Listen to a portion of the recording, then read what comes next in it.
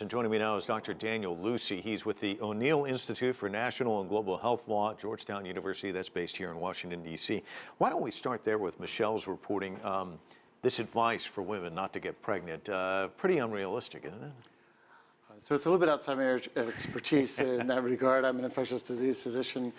But yeah, I'd say there's a spectrum of realistic expectations, yes. Yeah. Well, let me talk to you about the WHO, talking about this spreading explosively. WHO really out in front on this, and they got a lot of criticism over the Ebola virus. Do you think that's in response to that? They want to get out in front and start talking about this? Because I don't think I've ever seen them so dramatic in such a short period of time. Well, Mike, I'm glad you bring that up because I've been an advocate for them being, that is the WHO headquarters in Geneva and the Director General being involved, believe it or not, even as of a few weeks ago in terms of convening this special emergency committee that she announced just today in Geneva that she was convening for this Monday, February the 1st. So the short answer, though, is yes, that because of Ebola, there were some lessons learned, but I say there's no lessons learned unless you prove them by action, and this is action. Convening the emergency committee for Zika, I think, is directly related to the long delay, the terribly long delay that occurred with regard to WHO's response in Ebola. Daniel, let me just ask you about this spread. I mean, they're saying explosive. Kind of give us a sense of what you think we're likely to see. I mean, Jim Spellman's saying predictions of up to 4 million cases. Just how quickly can this move? Well, so this virus is transmitted by mosquitoes, a particular kind called Aedes mosquito that is widespread around the world. And particularly in Latin America and even the southern part of the United States, Mexico, Caribbean. So it could move quickly. If there's good news about Zika, it's that the great majority of people who get the infection either don't become ill at all. 4 out of 5 people don't become ill at all, at all. Let me ask you about, in terms of, you were mentioning people don't get sick, but what about dengue fever? What are the differences between dengue and this, and can there be confusion? I mean, could this have been out there beforehand and people just didn't recognize it? So that's a really important question, and to best try to address it, people have been looking retrospectively. So dengue and just briefly, dengue and Zika virus are both in the same family of viruses called flaviviruses, and they both cause very similar symptoms or illness, and at least the first time you get dengue.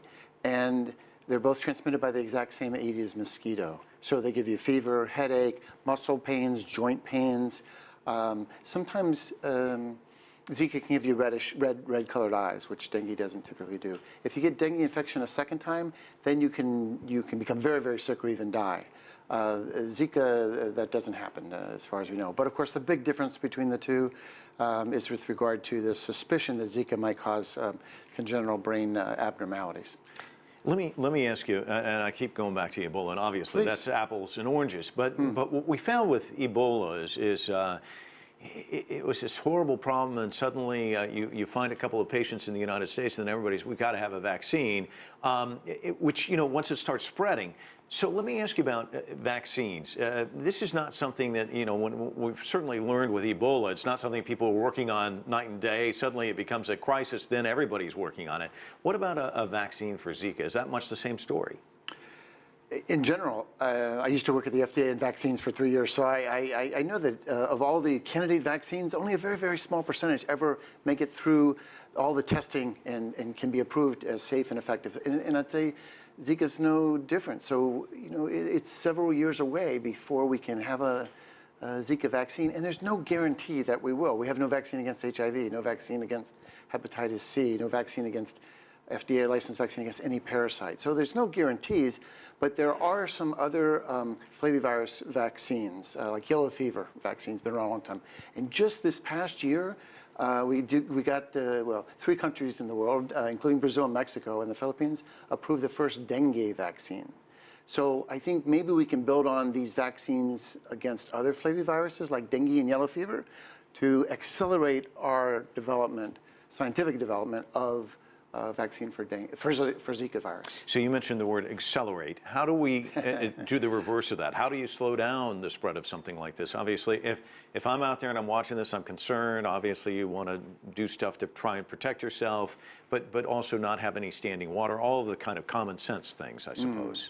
Yes, so because this virus is transmitted by mosquitoes, you want to do everything you can to, basically like the president of Brazil said today, that you want to have a war on mosquitoes, but it's got to be an effective, comprehensive, globally coordinated war. And that's one good thing that I think will also come out of the World Health Organization's Geneva office and the Director General, Margaret Chan, Dr. Chan, leading the international effort against Zika and against these Aedes mosquitoes.